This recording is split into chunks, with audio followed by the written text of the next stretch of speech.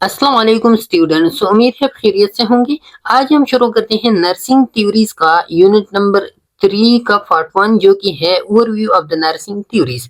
इस यूनिट में स्पेसिफिकली हम पढ़ेंगे, शॉर्ट ओवरव्यू देंगे जो डिफरेंट नर्सिंग थ्योरीज है उसको, और फिर जो है ना हम हिस्टोरिकल डेवलपमेंट जो है ना हम पढ़ेंगे इन डिफरेंट नर्सिंग थ्योरीज की। ओके, फिर जो नेक्स्ट यूनिट आएगा यूनिट नंबर 4 में, तो वहां से जो है ना हम डिटेल से स्टडी करेंगे one by one nursing theory को। ओके, तो सबसे पहले हम शुरू करते हैं हिस्टोरिकल डेवलपमेंट से। लेकिन लेक्चर शुरू करने से पहले आपसे रिक्वेस्ट है, अगर आप हमारे चैनल पे नहीं हो तो चैनल को जरूर सब्सक्राइब करें और इसको फ्रेंड्स के साथ जरूर शेयर करवाएं। ओके, अच्छा, तो सबसे पहले what is the historical development of the nursing theories. Nursing theories किस तरह जो है ना वजूद में आई, किस तरह डिफरेंट नर्सिंग थ्योरीज डेवलप हुई, कौन कौन से स्टेजेस से जो है ना इसने पास होना पड़ा। Okay, so in the early part of nursing history, knowledge was extremely limited.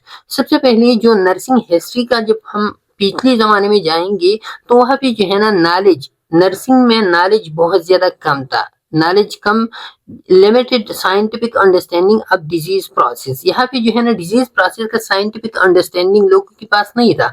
लेकिन लोग जो है ना क्या करते थे, relied on traditional remedies, folk knowledge and religious beliefs.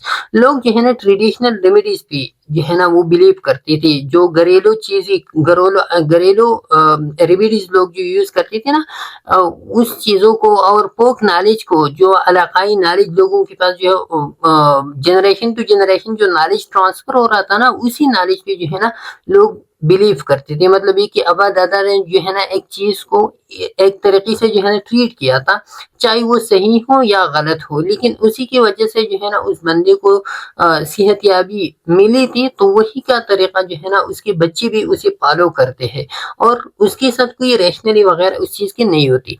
या religious, different types of religious believes पे जो है ना ये नॉलेज या नर्सिंग नॉलेज जो है ना वो चलता रहता था। And almost entirely task oriented. और ये जो एज था, जो प्रीवियस एज था या जो starting age of the nursing history था, तो क्या था, वो इंटायरली टास्क ओरिएंटेड था। टास्क ओरिएंटेड का मतलब ये है कि नर्सेस को जो भी जो है ना ऑर्डर में मिल गया, मतलब ये कि फिजिशियन ने जो इंस्ट्रक्शन उनको दी, तो नर्सेस वही की वही काम जो है ना होली सोली वही काम जो है ना वो पेशेंट के साथ करती थी। वो ये नहीं सोचती थी कि फिजिशियन ने ये इंस्ट्रक्शन दी है, आया ये इस पेशेंट के लिए, इस पेशेंट की बेहतरी में है या नहीं है, इससे पेशेंट को जो है ना अच्छाई की तरफ पेशेंट चल सकता है या नहीं। लेकिन वो जो है ना क्योंकि उनके साथ नॉलेज नहीं था, तो इसी की वजह से जो है ना वो इंटायरली टास्क ओरिएंटेड थे। दूसरों की बातों पे जो है ना वो क्या होते, अमल पेरा होते थे। Okay, rule of nurses were question. और इसी जमाने में जो नर्सेज रूल थी वो क्वेश्चन उस पे अराइज होती थी। क्यों? क्योंकि what they do for home, ये किस किस बंदे के लिए ये जो ट्रीटमेंट प्रोवाइड कर रहा है, तो ये कौन सा ट्रीटमेंट है, क्यों प्रोवाइड कर रहा है, wear and when were determine. और ये जो प्रोवाइड कर रहा है तो ये कहाँ जो है ना, ये इसकी एक्सप्लेनेशन है, इसकी रेशनली कहाँ पे है, क्यों जो है ना ये ट्रीटमेंट जो है ना ये प्रोवाइड कर रहा है। और नर्सिस के पास इस चीज का कोई आंसर नहीं होता था, क्योंकि दे हैव लिमिटेड नॉलेज और एक्सट्रीमली लिमिटेड नॉलेज। फिर तो professionalization of nursing has been and is being brought about through the development and use of nursing theory. अब ये जो नर्सिंग था, तो उस जमाने में इसकी कोई एग्जिस्टेंस नहीं था, क्योंकि दे हैव नो नॉलेज। लेकिन जब नर्सिंग थ्योरीज आ गई, नर्सिंग थ्योरी में डेवलपमेंट आ गया, तो नर्सिंग एक प्रोफेशनल फील्ड बन गया। प्रोफेशनल फील्ड तब बनता है जब उसके पास अपना एक बॉडी ऑफ नॉलेज होता है, और अपना बॉडी ऑफ नॉलेज जो है ना वो किस थ्रू आते हैं, वो थ्योरीज के थ्रू आते हैं। तो नर्सिंग थ्योरीज में जब नर्सिंग में जब थ्योरीज का डेवलपमेंट शुरू हो गया, तो नर्सिंग जो है ना एज अ प्रोफेशनल फील्ड वो इमर्ज हो गया। ओके, अच्छा, इसमें जो है ना जो डेवलपमेंट्स आती थी नर्सिंग थ्योरी में, तो उसमें सबसे पहला first conference in nursing theory, nursing theory में जो पहला कॉन्फ्रेंस हुआ था वो कहाँ पे हुआ था, वो at the university of Kansas university, जो लॉरेंस यूएस में है, और ये जो है ना ये हुआ था मार्च 2021 को, 1969 में। ये first conference in nursing theory USA में हुआ था। Then held annually and by, और फिर ये जो कॉन्फ्रेंस था नर्सिंग थ्योरी का, तो ये 1969 से ही शुरू हुआ और फिर ये एनुअली और बाई एनुअली जो है ना ये सेलिब्रेट होता रहता था। लेकिन अभी ये जो है ना अभी ये बाय द नेम ऑफ नरसालूजी त्यूरी कॉन्फ्रेंस के नाम से अभी भी जो है ना ये मुनक़िद हो रहा है। ओके, अच्छा ब्रॉड अब इस कॉन्फ्रेंस में क्या हो गया, इस कॉन्फ्रेंस में broad leading scholars and theorists to discuss and debate on issues regarding nursing science and theory development. अब इसमें जो है ना डिफरेंट टाइप्स ऑफ जो बड़ी बड़ी स्कॉलर्स थे नर्सिंग में, बड़े बड़े थ्योरिस्ट थे, तो उन्होंने जो है ना इसी कॉन्फ्रेंस में हिस्सा लिया और इन्होंने क्या किया, discuss and debate on issues regarding nursing science and theory development. और इन लोगों ने जो थ्योरिस्ट थे, जो डिफरेंट स्कॉलर्स थे, इन्होंने उन इश्यूज पे डिबेट और डिस्कशन की जो नर्सिंग साइंसेज से रिलेटेड थी और नर्सिंग थ्योरी डेवलपमेंट से रिलेटेड जो इश्यूज थी उन पे डिस्कशन हो गया। इसी की जो मेन पॉइंट्स थी या इसका जो हम कहते हैं कि पॉजिटिव एस्पेक्ट्स थी वो क्या थी, वो इसी के बाद जो है ना development of nursing as a profession, nursing as a professional field जो है ना वो और भी ज्यादा इमर्ज हो गया। क्योंकि इससे पहले भी थोड़ी थोड़ी सी थ्योरीज थी अबाउट नर्सिंग, लेकिन इसके बाद जो है ना थ्योरीज का इमर्ज बहुत ज्यादा शुरू हो गया और नर्सिंग जो है ना एज अ प्रोफेशनल फील्ड वो क्या हो गया, वो डेवलप हो गया। टास्क ओरिएंटेड अप्रोच जो पहले यूज होता था, जो मैंने आपको बताया, टास्क ओरिएंटेड वो अप्रोच जो जिसमें नर्सेज के पास कोई नॉलेज नहीं था तो वो डायरेक्टली फिजिशियन के आर्डर को होली सोली जो है ना वो क्या करती थी, इम्प्लीमेंट करती थी। लेकिन इसी के बाद जब theories different types of theory develop हो गई तो नर्सिंग थ्योरी कॉन्फ्रेंस के बाद जो है ना ये theoretical and research based foundation में ये चीज बदल गया। नर्सेज के पास अपना रिसर्च आ गया, अपनी थ्योरीज आ गई, अपनी एक ओन बॉडी ऑफ नॉलेज इनके पास आ गया और इसी के थ्रू जो है ना फिर ये प्रैक्टिस करती थी, इंडिपेंडेंट प्रैक्टिस इनका शुरू हो गया। नर्सारी की वेबसाइट डिटेल और इसका जो डिटेल है first conference in nursing theory, तो इसका सारा का सारा डिटेल आप जो है ना गूगल पे नर्सारी की वेबसाइट पे आप जो है ना इसको सर्च कर सकते हैं मजीद डिटेल के लिए। ओके, अच्छा अब जो है ना ये था history of the nursing theories. अब हम आते हैं और one by one nursing theories की हम क्या करते हैं शॉर्ट ओवरव्यू लेंगे और इसके बाद जो यूनिट 4 आएगा तो एक एक थ्योरी को जो हमने इधर शॉर्टली डिस्कस किया उधर हम डिटेल से वन बाय वन थ्योरी को डिस्कस करेंगे। अच्छा सबसे पहली जो थ्योरी है नर्सिंग में तो है फ्लोरेंस नाइटिंगेल का थ्योरी या 1854 या जिसको लेडी विद द लैम्पी कहा जाता है। ये जो थ्योरी है फ्लोरेंस नाइटिंगेल का तो ये healthy environment and directly impact healing, ये अबाउट द एनवायरनमेंट है और इसको एनवायरमेंटल थ्योरी भी कहा जाता है। एनवायरमेंटल थ्योरी, इसी थ्योरी में फ्लोरेंस नाइटिंगेल ये कहते हैं कि ये जो हेल्थी एनवायरनमेंट होता है ये हीलिंग को पॉजिटिवली इम्पैक्ट करते हैं। मतलब ये कि जब आपका एनवायरनमेंट हेल्थी होगा तो हीलिंग जो है ना वो प्रोमोट होगा। ओके, हीलिंग जो है ना वो अच्छी तरह और शॉर्ट टाइम में वो आकर हो जाएगा। अच्छा एनवायरमेंटल थ्योरी कौन कौन से एस्पेक्ट्स के बारे में, तो एनवायरमेंटल थ्योरी जो है ना थ्योरी ऑफ हीलिंग एनवायरनमेंट भी इसको कहा जाता है और इसमें 5 एसेंशियल कंपोनेंट्स है। पहला जो कंपोनेंट है वो है पेवर फ्रेश एयर है। पेवर फ्रेश एयर में proper ventilation and avoid crowding, ये आता है कि आप क्राउड को अवॉइड करो, वेंटिलेशन को आप प्रॉपर बना दो। दूसरा पेवर वाटर है। पेवर वाटर में जो है ना clean drinking water and sanitation facilities जो है ना वो क्या हो, वो अवेलेबल हो। ये इस थ्योरी की जो है ना क्या है एसेंशियल कंपोनेंट्स है। फिर इफेक्टिव ड्रेनेज होगा। जब एनवायरमेंटल थ्योरी क्या कहते हैं कि इफेक्टिव ड्रेनेज हो, मतलब ये कि eliminating waste and stagnant water नहीं हो, स्टेगनेंट वाटर नहीं हो और वेस्ट जो है ना वो क्या करो, वो एलिमिनेशन उसका अच्छी तरह से हो। ओके, फिर चौथे नंबर पर इसका है क्लीनलीनेस हो, maintaining clean surface and lining. जो बेड लाइनिंग होते हैं वो आप क्लीन रखोगे और साथ में जो सरफेसेस होती है उनको आप क्लीन रखोगे। और पांचवा जो है ना वो लाइट है, स्पेशली डायरेक्ट सनलाइट या जिसको हम नेचुरल लाइट भी कहते हैं। तो ये कहते हैं कि ये 5 एस्पेक्ट जो है ना ये एनवायरनमेंट में आप जरूर जो है ना इनके ख्याल रखोगे और इसी के थ्रू जो है ना आपका ट्रीटमेंट या आपका जो हीलिंग है वो प्रोमोट होता है। Okay, any deficiency in any one or more of these factors could lead to impaired function of life processes or diminished health status।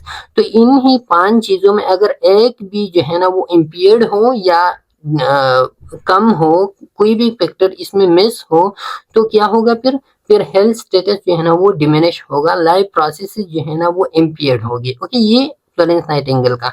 Application इसकी क्या है, patient are to be put in the best condition for nature to act on them. ये कहते हैं कि जो nature होता है, नेचर जो हमारा एनवायरनमेंट, जो 5 कंपोनेंट्स हमने पढ़ी, ये सारे के सारे नेचर है। तो नेचर में एयर, वाटर, सनलाइट और ये चीजें सारे आते हैं। तो ये कहता है कि जब आप पेशेंट को नेचर के लिए जो है ना, नेचर उसके लिए आप बेहतर बनाओ, पेशेंट के लिए जब नेचर आप बेहतर बनाओ, it is the responsibility of the nurses to reduce noises, to relieve patient anxiety and to help them to sleep. तो नेचर उस पे जो है ना, कब बेस्ट, जब नेचर उस पे बेस्ट एक्टिंग करेगा, तो बेस्ट एक्टिंग कब करेगा, जब आप जो है ना नेचर को आप क्या बना दो, नेचर को आप साफ सुथरा बना दो, उसकी में जो है ना जो नॉइज है उसको आप रिड्यूस करो, उसमें जो पेशेंट होते हैं, पेशेंट को आप रिलीफ, रेस्ट जो है ना वो इंक्रीज करो, पेशेंट की एंजाइटी आप उसकी कम करो, और पेशेंट में को जो है ना स्लीप में उसके हेल्प आउट करो। स्लीप में हेल्प आउट का मतलब ये है कि उसकी इर्द गिर्द जो है ना लाइटिंग को जो है ना आप कम करो, उसको जो है ना नॉइज वगैरह कम करो, तो उसका स्लीप जो है ना वो प्रमोट होगा। As for most of the nursing theories, environmental adaptation remains the basis of holistic nursing care. तो मोस्ट थ्योरी जो है ना, मोस्ट थ्योरी यही बात कहते हैं कि एनवायरमेंटल एडेप्टेशन जो होता है ये होलिस्टिक नर्सिंग केयर का बेस है। होलिस्टिक नर्सिंग केयर जब आप प्रोवाइड करते हो तो इसमें एनवायरमेंटल एडेप्टेशन जो है ना वो क्या है, बेस का काम प्रोवाइड करता है, कि इसी के थ्रू जो है ना आप आगे जाके होलिस्टिक नर्सिंग केयर जो है ना प्रोवाइड कर सकते हैं। ओके, और ये एनवायरमेंटल एडेप्टेशन है कि आप जो है ना पेशेंट को क्या करें, इन 5 चीजों को, 5 कंपोनेंट्स को जो है ना आप उनको बेहतर अंदाज में उसको मुहैया करें, ये 5 चीजें। ओके, तो इसी से एनवायरमेंटल एडेप्टेशन आएगा। ये तो पहला एनवायरमेंटल थ्योरी या फ्लोरेंस नाइटिंगेल का। दूसरा जो थ्योरी है वो है Virginia Henderson theory. Virginia Henderson का जो थ्योरी है वो है focuses on meeting fundamental human need. अब इसमें जो है ना ये क्या कहते हैं कि फोकस, ये इसको हम नर्सिंग नीड थ्योरी भी कहते हैं, और ये फोकस किस चीज पे करते हैं, meeting fundamental human needs of patient to regain independence and lives to their fullest potential. तो ये कहते हैं कि जब आप जो ह्यूमन की फंडामेंटल नीड होगी किसी पेशेंट की, पेशेंट जब आपके पास आया है उसकी फंडामेंटल नीड्स को जो है ना आप क्या करो, मीट करो, पूरा करो, तो पेशेंट जो है ना क्या होगा, वो इंडिपेंडेंस की तरफ दोबारा आएगा, और उसकी जो लाइफ है, अपनी लाइफ को जो है ना वो पुलिस पोटेंशियल तक जो है ना वो एंजॉय करेगा। तो ये क्या कहते हैं कि पेशेंट की जो फंडामेंटल नीड्स है उसको आप पूरा करो, तो जब फंडामेंटल नीड आप पूरा करोगे तो उसमें जो है ना दोबारा इंडिपेंडेंस आएगा, दोबारा वो हेल्दी स्टेट में जो है ना पेशेंट जाएगा। तो ये क्या कि ये फोकस करते हैं किस पे, fundamental need of the patient पे। अच्छा, modern nursing Nightingale, the 20th century Nightingale. अब इसको जो है ना मॉडर्न नर्सिंग नाइटिंगेल कहते हैं, ये बात आप याद रख लें। ये इसको जो है ना 20th सेंचुरी नाइटिंगेल, या इसको हम ये भी कहते हैं कि मॉडर्न नर्सिंग का जो बेस था वो रखा था किसने, वर्जीनिया हेंडरसन थ्योरी ने। The unique function of the nurse is to assist the individual sick और well in the performance of those activities contributing to health or its recovery or peaceful death that he would perform unaided if he had the necessary strength, well or knowledge। तो ये कहता है कि unique function of nurses to assist individual sick और well, कि nurses का unique function क्या, Virginia Henderson ये कहते हैं कि नर्सिंग का यूनिक या नर्स का यूनिक फंक्शन ये है कि वो जो सिक पर्सन होता है या जो वेल हेल्दी पर्सन होगा या सिक पर्सन हो, कोई भी इंडिविजुअल हो, उसको क्या करे, असिस्टेंट प्रोवाइड करे। किस चीज में, उन एक्टिविटीज में असिस्टेंट प्रोवाइड करे जो एक्टिविटीज वो परफॉर्म नहीं कर सकती, या जिस तरह वो परफॉर्म करते हैं जब वो क्या हो, जब वो हेल्दी हो, जब उसके पास जो है ना। तो ये क्या कहते हैं कि that who perform unaided if he had the necessary strength और वेल और नॉलेज, कि आप पेशेंट को जो है ना उन चीजों में असिस्ट करो जो वो नहीं कर सकते, या जो वो तब कर सकते हो जब उसके पास उसके लिए जो स्ट्रेंथ दरकार होता है उन एक्टिविटीज के लिए वो हो, या उनके पास जो है ना नॉलेज हो। सिंपल इसका मतलब ये है कि आप पेशेंट को उन चीजों में असिस्ट करो जिनको जो है ना वो परफॉर्म नहीं कर सकते, अगर वो जो है ना, और इसी तरह आप उसको असिस्ट करो जिस तरह जो है ना वो अगर सेहतयाब होता, सेहतमंद होता और वो उन एक्टिविटीज को परफॉर्म करता, तो आप उसी तरह जो है ना उसको उन एक्टिविटीज में असिस्ट करो। Okay, and to do this in such a way as to help him gain independence as rapidly as possible। और इसी असिस्टेंट को जब आप प्रोवाइड करते हो उसको, तो इसी असिस्टेंट के थ्रू जो है ना वो क्या होगा, वो इंडिपेंडेंस उसमें आएगा। और इस इंडिपेंडेंस स्टेज में पहुंचाने के लिए आप जितना जल्दी पॉसिबल हो सके आप उसको जो है ना पहुंचाओगे उसी इंडिपेंडेंस स्टेज में, या उसी हेल्दी स्टेज में आप उसको पहुंचाने में हेल्प करोगे। ओके, अब ये जो वर्जीनिया हेंडरसन का थ्योरी है, तो ये emphasis on patient autonomy in nursing intervention to assist individual. तो ये जब आपके सामने या एमसीक्यूज वगैरह में आ जाए तो वर्जीनिया हेंडरसन जो है ना नीड थ्योरी है, और इसका जो मेन फोकस है वो पेशेंट ऑटोनॉमी भी है, या nursing intervention to assist individual. Individual को असिस्ट करना ताकि वो ऑटोनमस बन जाए, वो इंडिपेंडेंट बन जाए, उसको जो है ना नर्सिंग इंटरवेंशन प्रोवाइड करना, तो इस पे मेन एम्फेसिस है। अब इसकी प्रोटीन कंपोनेंट्स है, या प्रोटीन बेसिक ह्यूमन नीड्स भी इसको हम कहते हैं, कि वर्जीनिया हेंडरसन ने प्रोटीन बेसिक ह्यूमन नीड जो है ना वो आइडेंटिफाई की। उसमें जो है ना सबसे पहला नीड जो है ना वो ब्रीथिंग है, कि पेशेंट जो है ना उसको नॉर्मल ब्रीथिंग प्रोवाइड करे। Eat and drink adequately, patient जो है ना एडिकेटली ईट और ड्रिंक कर सकते हो। एलिमिनेट बॉडी वेस्ट, वो जो है ना बॉडी वेस्ट किया कर सकते हो, एलिमिनेशन उसकी कर सकते हो। Move and maintain desirable postures, desirable जो पोस्चर वो जो है ना पसंद करते हो तो वो जो है ना वो अटेंड कर सकते हो। स्लीप एंड रेस्ट, स्लीपिंग वो कर सकते हो, रेस्ट जो है ना वो अच्छी तरीके से कर सकते हो, उसको प्रोवाइड हो ये चीजें।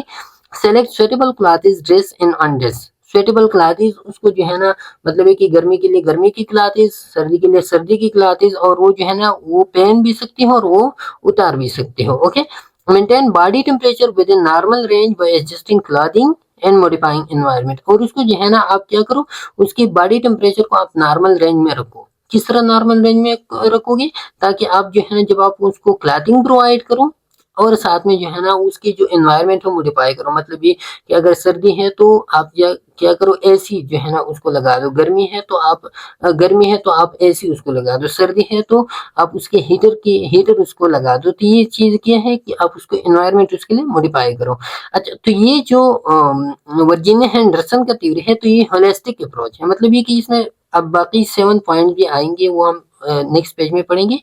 कि इसी पॉइंट से या इसी ह्यूमन नीड से पता चलता है कि ये क्या है, ये होलिस्टिक अप्रोच है। और जो पहला वाला वो था कौन सा वाला था, ये अभी जो हमने डिस्कस किया फ्लोरेंस नाइटिंगेल का, तो फ्लोरेंस नाइटिंगेल का जो थ्योरी था वो सिर्फ फिजिकल एनवायरनमेंट पे जो है ना वो फोकस करता था, लेकिन वो होलिस्टिक अप्रोच का एक स्टेप था।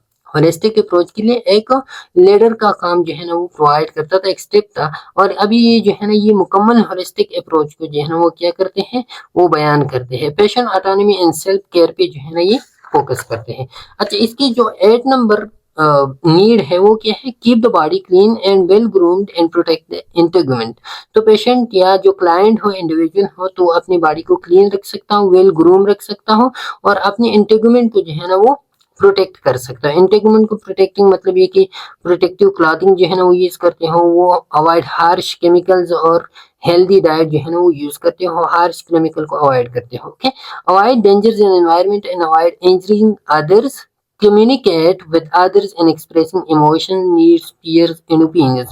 मतलब ये कि दूसरों के साथ उसकी कम्युनिकेशन भी अच्छी हो। Worship according to one's faith, अपनी अकीदे के मुताबिक जो है ना वो क्या कर सकते हो, वो इबादत जो है ना वर्शिप कर सकते हो। Work in such a way that there is a sense of accomplishment, और वो ऐसी तरीके से जो है वो काम करते हो कि उनमें जो है ना सेंस ऑफ अकम्प्लिशमेंट या सेंस ऑफ सक्सेस जो है ना उसमें क्या हो, मतलब ये कि काम करती उसी ये फियर नहीं हो कि मैं जो है ना हार जाऊंगा, बल्कि काम करती उसी ये जो है ना ये होप हो कि मैं ये काम कर सकता हूँ। ओके, प्ले और participate in various forms of recreation, और वेरियस फॉर्म ऑफ रिक्रिएशन में जो है ना वो पार्टिसिपेशन और उसको जो है ना प्ले कर सकते हो।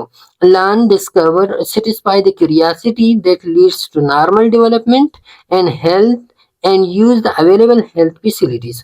तो क्या है कि वो जो है ना लर्न, डिस्कवर और satisfy the curiosity that leads to normal development. Normal development और हेल्थ के लिए जो क्यूरियोसिटी दरकार होते हैं, जो तजस्सुस दरकार होते हैं, मतलब ये कि जो नॉलेज दरकार होते हैं, तो वो नॉलेज जो है ना वो लर्न कर सकते हो, उसे डिस्कवर और उसको जो है ना सेटिस्फाई कर सकते हो। वो नॉलेज जो है ना वो अटेन कर सकते हो।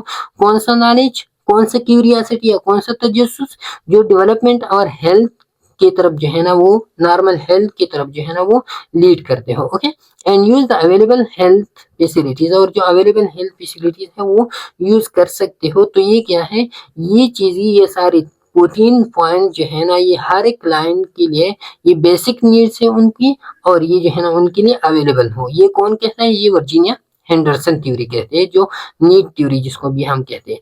अच्छा, इसके बाद जो है ना पेन हेल्डिगर्ड पेप्लियो थ्योरी है। अब ये जो है ना ये 1952 में इसने प्रेजेंट किया था, और ये इंटरपर्सनल रिलेशनशिप थ्योरी भी इसको हम कहते हैं। ओके, अच्छा, अब इसमें जो है ना इंटरपर्सनल थ्योरी भी इसको हम कहते हैं, focuses on the interpersonal processes and therapeutic relationship that develops between the nurse and the client। तो ये किस चीज पे फोकस करते हैं, ये इंटरपर्सनल प्रोसेसेस पे जो है ना ये फोकस करते हैं, या therapeutic relationship between the patient and the nurse जो है ना उस पर फोकस करते हैं कि नर्स और पेशेंट के दरमियान या नर्स और क्लाइंट के दरमियान जो है ना थेराप्यूटिक रिलेशनशिप वो डेवलप्ड हो। ओके, और ये किस तरह डेवलप होगा, ये थेराप्यूटिक रिलेशनशिप या इंटरपर्सनल रिलेशनशिप, इसके जो है ना 4 pages of nurse patient relationship उन्होंने बयान की है। पहला जो पेज है वो orientation, second identification, third exploitation, fourth resolution है। ओके, जो पहला वाला पेज है ओरिएंटेशन का, तो ओरिएंटेशन का सिंपली इंट्रोडक्टरी पेज होता है। जब नर्स पेशेंट के पास जाता है तो पहला जो पेज शुरू होता है वो इंट्रोडक्टरी पेज, जिसमें जो है ना नर्स पेशेंट के साथ रेपो डेवलप करते हैं। ओके, फिर इसके बाद जो है ना आइडेंटिफिकेशन पेज आता है। आइडेंटिफिकेशन पेज में patient need and problem become clearer. तो इसमें आइडेंटिफाई करते हैं, नर्स जो है ना वो पेशेंट की नीड्स को आइडेंटिफाई करने की कोशिश करते हैं आइडेंटिफिकेशन पेज में। और थर्ड वन एक्सप्लॉइटेशन, एक्सप्लॉइटेशन में जो पेशेंट की नीड्स होते हैं, तो using different nursing rules to meet the identified needs, जो नीड्स सेकंड पेज में जो है ना आइडेंटिफाई हो गई, तो थर्ड पेज में उस नीड्स को सॉल्व करने की कोशिश करते हैं एक नर्स जो है ना different nursing rules, nursing action जो है ना वो प्रोवाइड करते हैं, और इसी के थ्रू जो है ना उस नीड्स को मीट करने की कोशिश करते हैं। ओके, अच्छा, फिर रिजोल्यूशन पेज फोर्थ स्टेज होता है, जब आप क्या होते हैं उन नीड्स को जब आप आइडेंटिफाई करो और उसको जो है ना फिर आप सेटिस्फाई करो, उसको आप मीट करो, उसको आप सॉल्व करो, तो इसके बाद जो है ना प्रिपेयरिंग पेशेंट फॉर डिस्चार्ज और another level of care, patient को जो है ना या आप डिस्चार्ज के लिए जो है ना वो प्रिपेयर करो अगर वो ठीक हुए हो, अगर उसको जो है ना हायर लेवल ऑफ केयर की जरूरत है तो फिर दूसरी सेकेंडरी लेवल या टर्शियरी लेवल ऑफ केयर के लिए जो है ना फिर आप उसको प्रेफर करने की कोशिश करो। तो ये रेजोल्यूशन फेज होता है, मतलब ये कि डिस्चार्जिंग फेज होता है ये। अब ये जो हेल्डिगर पेप्ले का वो है थ्योरी है, तो इसका emphasis on mutual growth and development that can occur through nurse patient relationship. तो ये क्या होता है, इसका एम्फसिस जो है ना वो म्यूचुअल ग्रोथ और डेवलपमेंट पे है, जो क्या होते हैं नर्स पेशेंट रिलेशनशिप के दरमियान जो है ना वो अकर होते हैं कि नर्स पेशेंट रिलेशनशिप जो है ना इसके थ्रू म्यूचुअल ग्रोथ और डेवलपमेंट वो अकर होते हैं। तो ये वाला थ्योरी है। अच्छा, फिर इसके बाद आता है इमोजिन किंग थ्योरी। इमोजिन किंग थ्योरी जो है ना ये अब क्या है, तो ये theory emphasis collaboration, communication and shared information as crucial element in healing process। तो ये थ्योरी बेसिकली इसको हम थ्योरी ऑफ गोल अटेनमेंट भी कहते हैं। और इसी थ्योरी में ये जो इमेजिन किंग है या किंग थ्योरी, इसमें जो है ना नर्स और पेशेंट कोलैबोरेटिवली एक गोल को जो है ना वो स्पेसिफाई करते हैं, और उस गोल के अटेनमेंट के लिए जो है ना फिर नर्स क्या करते हैं, नर्स जो है ना वो कोलैबोरेशन, कम्युनिकेशन और शेयर्ड इंफॉर्मेशन जो है ना वो यूज करते हैं किस चीज के लिए, उस गोल को अटेन करने के लिए। मतलब एक गोल हो, हीलिंग प्रोसेस हो, तो वो हीलिंग प्रोसेस जो है ना वो अटेन होगा जब नर्स और पेशेंट के दरमियान जो है ना कोलैबोरेशन हो, उनके दरमियान अच्छा बेहतर कम्युनिकेशन हो, और नर्स जो है ना पेशेंट के साथ इंफॉर्मेशन शेयर करे और पेशेंट जो है ना अपने बारे में इंफॉर्मेशन शेयर करते हो नर्स के साथ। तो इन चीजों को के कॉम्बिनेशन से जो है ना वो जो स्पेसिफिक गोल इन्होंने आइडेंटिफाई किए हैं, स्पेसिफिक गोल जो है ना वो स्पेसिफिक गोल वो अटेन होगा। तो ये कौन कहता है, ये इमोजिनी कैंग थ्योरी कहते हैं। Kang has interrelated the concepts of interaction, perception, communication, transaction, self rule, stress, growth and development।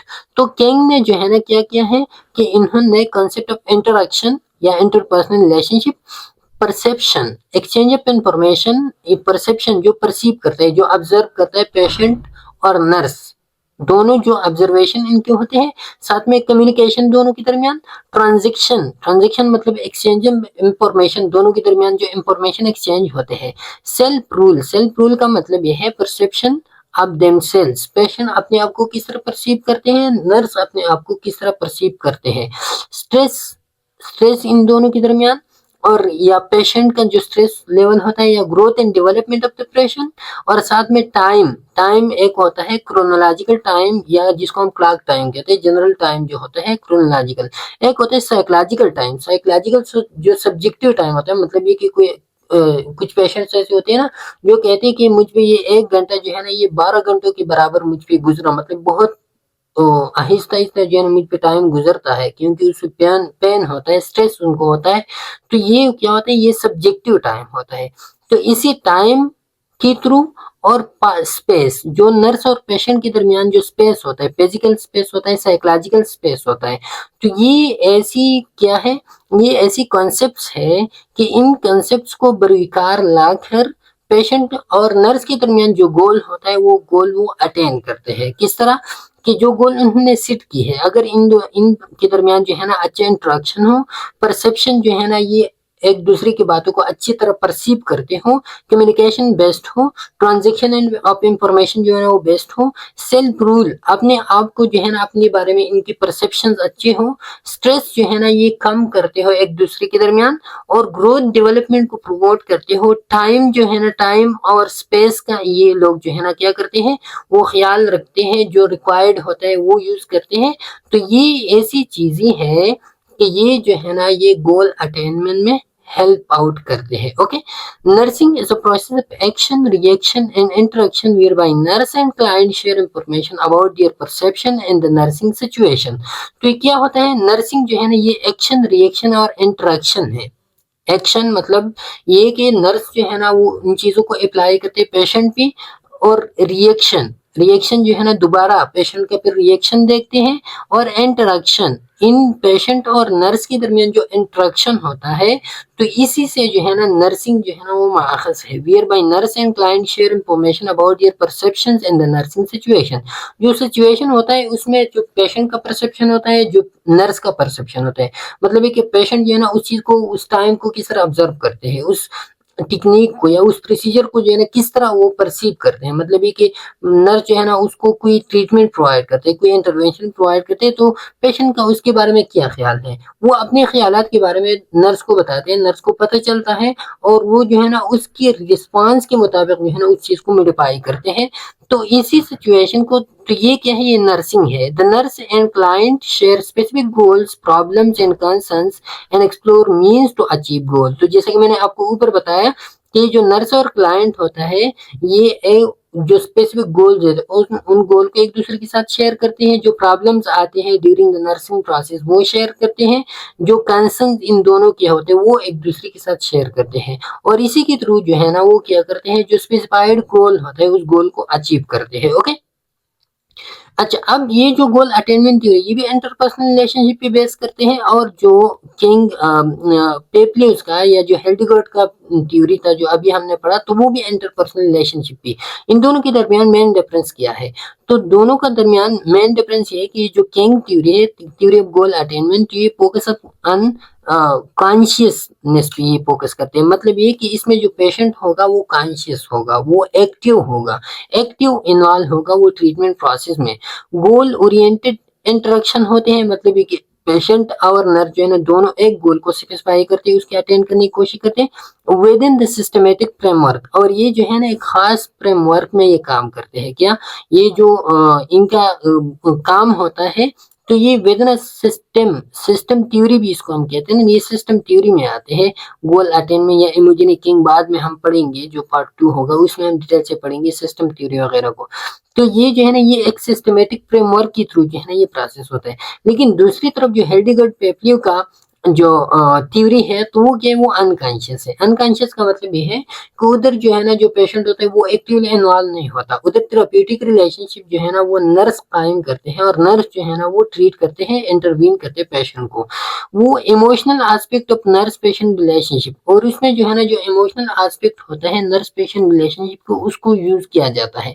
वो बेसिकली साइको थेराप्यूटिक इम्पैक्ट होता है या साइको डायनामिक थ्योरी पे वो बेस करते हैं। कौन सा वाला, जो हेल्डिगर पेप्यू का, तो साइकोथेराप्यूटिक मतलब ये कि आप उसकी साइकी को चेंज करने की कोशिश करते हैं उसमें, उस थ्रू इंटरपर्सनल रिलेशनशिप की। ओके, अच्छा इसके बाद आता है ड्रूथिया ओरियम थ्योरी। ड्रूथिया ओरियम थ्योरी कौन सा थ्योरी था, तो focus on persons activity of daily livings and how nurses provide assistance in meeting self care needs. तो ये जो थ्योरी है ओरियम थ्योरी, तो ये थ्योरी इसको हम सेल्फ केयर डेफिसिट थ्योरी भी कहते हैं। और इसकी फिर जो है ना फिर तीन टाइप्स है, theory of self care, theory of self care deficit और थ्योरी ऑफ नर्सिंग सिस्टम। लेकिन मेनली ये जो थ्योरी है ये फोकस करते हैं किस चीज पे, जो पेशेंट होता है उसकी एक्टिविटी ऑफ डेली लिविंग्स पे, कि वो डेली लाइफ में जो है ना कौन सी एक्टिविटी वो परफॉर्म करते हैं, and how nurses provide assistance in meeting self care need. और इसकी जो डेली लिविंग एक्टिविटीज में जो नीड्स होते हैं या जो उसकी सेल्फ केयर नीड्स होते हैं उसको नर्सेज जो है ना किस तरह वो असिस्ट करते हैं। तो ये क्या है, ये ड्रूथिया ओरियम है कि उसकी डेली लिविंग की एक्टिविटी पे फोकस करते हैं ड्रूथिया ओरियम। ओके, अच्छा ये जो है ना self care deficit, self care किस चीज को कहते हैं, individual action for maintaining their health, अपने हेल्थ को मेंटेन करने के लिए जो इंडिविजुअल जो एक्शंस लेते हैं तो वो क्या होते हैं, सेल्फ केयर होते हैं। ओके, अब इसी केयर में मतलब ये कि इंडिविजुअल अपनी हेल्थ को मेंटेन रखने के लिए एक्शंस नहीं लेती, एक्शन लेती है तो सेल्फ केयर, एक्शन नहीं लेती तो सेल्फ केयर डेफिसिट हो गया, inability of individual to maintain their health. या सेल्फ केयर हम किस चीज को कहते हैं, self care people should be self reliant and responsible for their own care. लोग क्या होगा, वो सेल्फ रिलायंट होंगे, अपनी केयर के लिए वो खुद रिस्पॉन्सिबल होंगे, and others in their family needing care. और जो इनकी फैमिली में जो लोग होते हैं जिनको केयर की जरूरत होती है तो उनके लिए भी वो क्या होगी, रिस्पॉन्सिबल होगी। तो ये किस चीज में आता है, ये टोटल डिफिनेशन ये सेल्फ केयर में आता है। अब एक पेशेंट है वो जो है ना अपने आप का ख्याल रख सकते हैं, नो ना अपनी फैमिली में जिनको केयर की जरूरत है उनका ख्याल नहीं रख सकता, तो वो सेल्फ केयर डिफिसिट थ्योरी में आता है।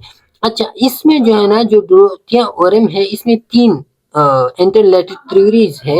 एक है theory of self care, theory of self care deficit, theory of nursing system.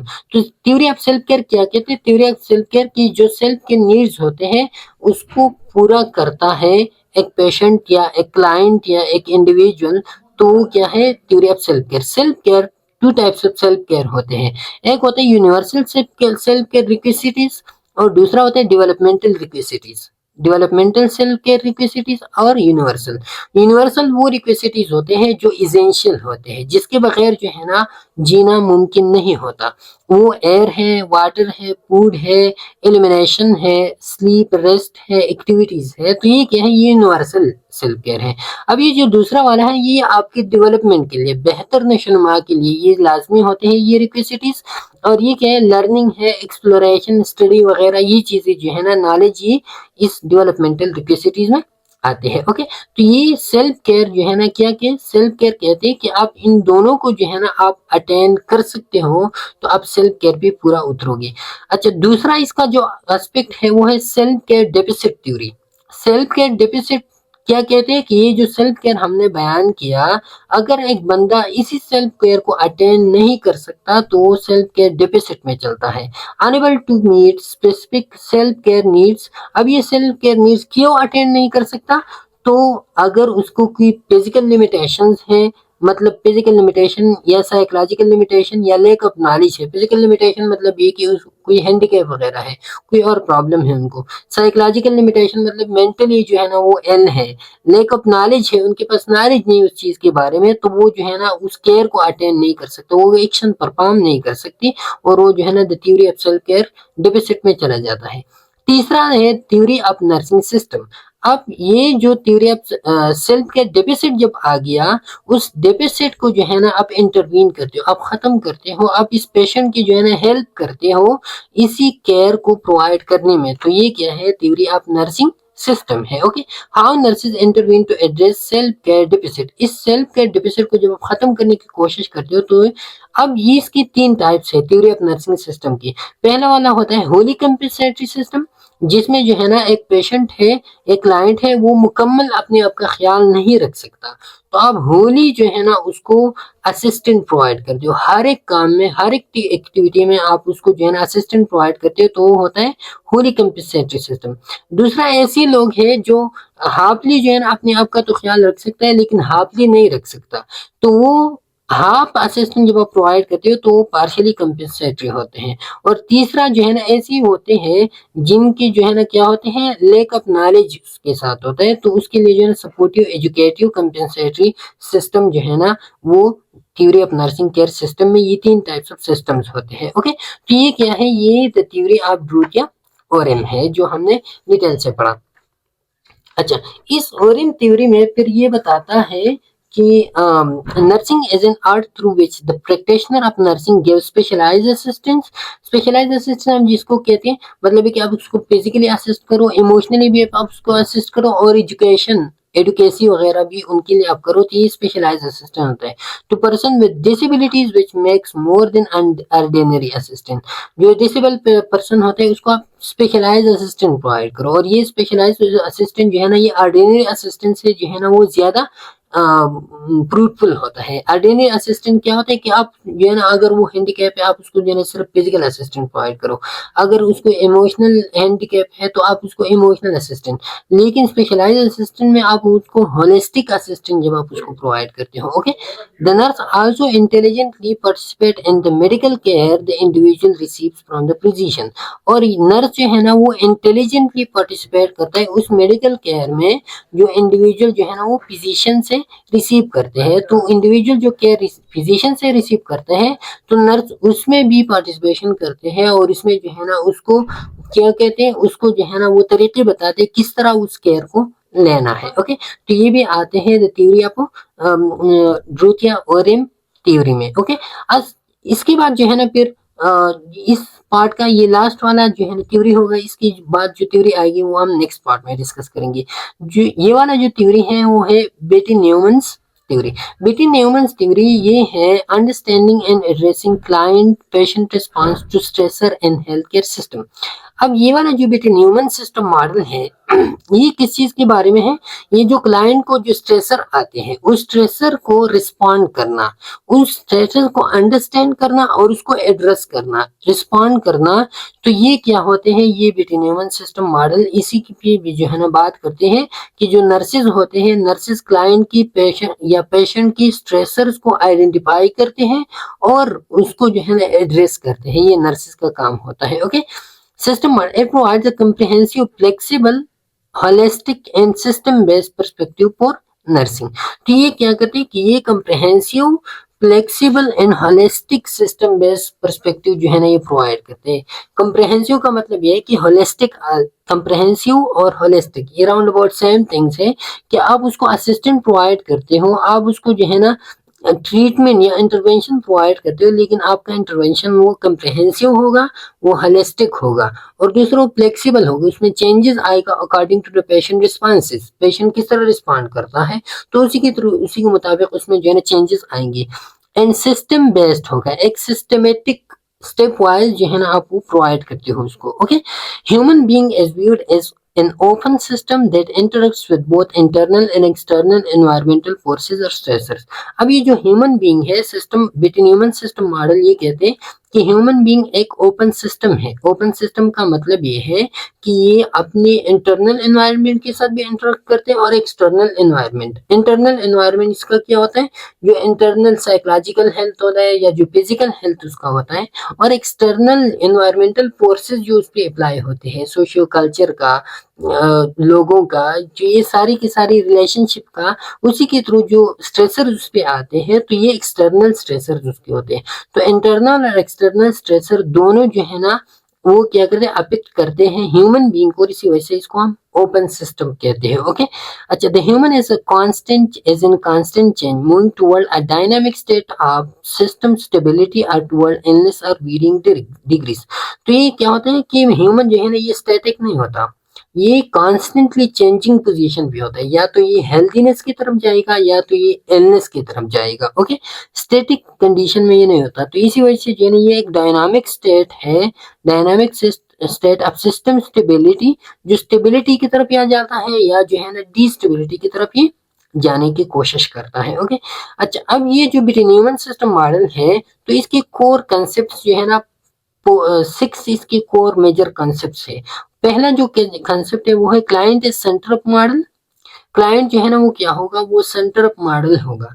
मतलब ये कि हमारा जो मॉडल सिस्टम है, सिस्टम मॉडल है, तो इसमें जो पेशेंट होता है वो इसका सेंटर है, इसके बगैर कुछ भी नहीं होता। दूसरा जो है ना इंटरनल एंड एक्सटर्नल एनवायरनमेंट। दूसरा जो इसका कोर कंसेप्ट है वो है इंटरनल और एक्सटर्नल एनवायरनमेंट, जो मैंने आपको इधर एक्सप्लेन किया कि एक पेशेंट का इंटरनल एनवायरनमेंट होता है, दूसरा एक्सटर्नल एनवायरनमेंट। तो दोनों एनवायरनमेंट को जो है ना न्यूमन अपने सिस्टम मॉडल में कंसिडर करते हैं एक पेशेंट या एक क्लाइंट के लिए।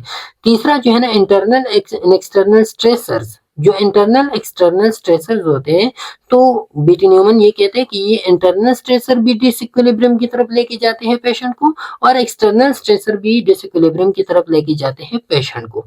तीसरा जो है ना लाइन ऑफ डिफेंस है। ये जो डिसइक्विलिब्रियम आता है, तो इसके लिए जो इंटरनल और एक्सटर्नल प्रोटेक्शन यूज होते हैं, तो वो प्रोटेक्शन क्या होते हैं, वो लाइन ऑफ डिफेंस होते हैं। मतलब ये कि एक्सटर्नल प्रोटेक्शन का मैं आपको एक एग्जांपल फॉर एग्जांपल दे दूं कि कोई बंदा है और उसको जो है ना उसको कोई गम वगैरह वाक़ हुआ है, तो लोग उसके पास आते हैं, उसके फ्रेंड्स आते हैं, उसको सैर सपाटे के लिए लेके जाते हैं ताकि उसकी ये जो स्ट्रेस है वो खत्म हो जाए। तो ये क्या है, एक्सटर्नल प्रोटेक्टिव मैकेनिज्म है। इस तरह के इंटरनल हेल्दी डाइट वगैरह लेना, एक्सरसाइज करना, तो ये क्या होता है, ये इंटरनल प्रोटेक्टिव फैक्टर्स होते हैं। तो इसको हम इन प्रोटेक्टिव फैक्टर्स को जो स्ट्रेस से आपको प्रोटेक्शन देते हैं, इसको हम कहते हैं लाइन ऑफ डिफेंस। ये तीसरा मेजर कॉन्सेप्ट है बिटवीन ह्यूमन सिस्टम मॉडल में।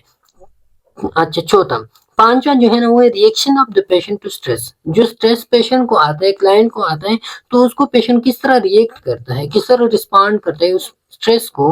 और पांचवा छठवा जो है ना वो है nursing intervention to stressor reduction. अब ये जो पेशेंट रिएक्शन करता है, तो उसी रिएक्शन के बेस पे नर्स जो है ना किस तरह इंटरवीन करता है, किस तरह रिड्यूस करता है पेशेंट की उस स्ट्रेसर को। अच्छा, फिर इसकी की फीचर्स क्या है। एक है ओपन सिस्टम, जो हमने इधर डिटेल से डिस्कस किया कि ये इंटरनल भी होता है और एक्सटर्नल भी होता है। दूसरा डायनामिक सिस्टम होता है, मतलब कि हेल्थीनेस से डिस्टेबिलिटी की तरफ लेके जाएगा, या जो है ना डिस्टेबिलिटी या इलनेस से हेल्थीनेस की तरफ ये लेके जाएगा। अच्छा, फोकस ऑन प्रिवेंशन। इस पे जो है ना हम प्रिवेंशन पे फोकस करते हैं। प्रिवेंशन, जो प्राइमरी प्रिवेंशन होता है, उसमें आप डायरेक्टली स्ट्रेसर को जो है ना कम करने की कोशिश करते हैं। सेकेंडरी प्रिवेंशन में आप impact of the stressor, stressor के जो इम्पैक्ट्स होते हैं उसको आप कम, पहले में आप डायरेक्टली स्ट्रेसर को खत्म करते हैं, दूसरे में आप स्ट्रेसर को कुछ नहीं कहते, लेकिन स्ट्रेसर के जो इम्पैक्ट हेल्थ पे होते हैं उसको आप खत्म करने की कोशिश करते हैं। और टर्शरी में जो है ना आप एडेप्टेशन को, जब स्ट्रेसर आ गया, पेशेंट जो है ना फॉर एग्जांपल किसी का कोई लाउड वन जो है ना वो क्या, वो भाग पा गया, उस पर स्ट्रेस आ गया, अब उस स्ट्रेस से दोबारा आप उसको अडॉप्ट करने की कोशिश करते हो, तो वो आते हैं टर्शरी प्रिवेंशन में। ओके, अच्छा, चौथा जो की फीचर इसका है वो क्लाइंट सेंटर्ड केयर है। क्लाइंट सेंटर का मतलब है collaboration with the client to identify stressor, coping mechanism, intervention. इसमें क्लाइंट का जो हमने कहा कि client is the center of the model, तो इसका सिंपल मतलब भी यही था कि आप क्लाइंट पे फोकस करोगे, क्लाइंट से जो है ना आप निकालोगे कि आपको कौन सा स्ट्रेस है, फिर क्लाइंट कौन सा कोपिंग मैकेनिज्म अपना सकता है और कौन सी इंटरवेंशन उसके लिए दरकार है, तो क्लाइंट को देख के जो है ना ये चीजें आप वो फिर एक्सप्लेन करेंगे। ओके, तो ये था आज का हमारा लेक्चर। इंशाल्लाह इसके बाद जो ये 3 थ्योरीज है उसका सिंपल ओवरव्यू हम करेंगे, और फिर जो है ना इसके बाद हम करेंगे जो कैटेगराइजेशन ऑफ दिस थ्योरीज है, तो इन थ्योरीज की कैटेगराइजेशन हम करेंगे कि कौन सा थ्योरी कौन सी कैटेगरी में आता है। और इंशाल्लाह फिर नेक्स्ट लेक्चर से जो है ना 1 बाय 1 थ्योरी को हम डिटेल से पढ़ेंगे। तो आपने जो है ना अगर अभी कोई भी थ्योरी आपके माइंड में अच्छी तरह नहीं आई हो, तो आपने बिल्कुल परेशान नहीं होना, क्योंकि यही थ्योरी जो है ना हम फिर डिटेल से जो है ना नेक्स्ट जो आते हैं 1 बाय 1 जो है ना एक एक थ्योरी को हम डिटेल से डिस्कस करेंगे। तो ये था आज का हमारा लेक्चर। इंशाल्लाह फिर नेक्स्ट लेक्चर पे मुलाकात होगी, तब तक के लिए इजाजत दीजिए। अल्लाह हाफिज।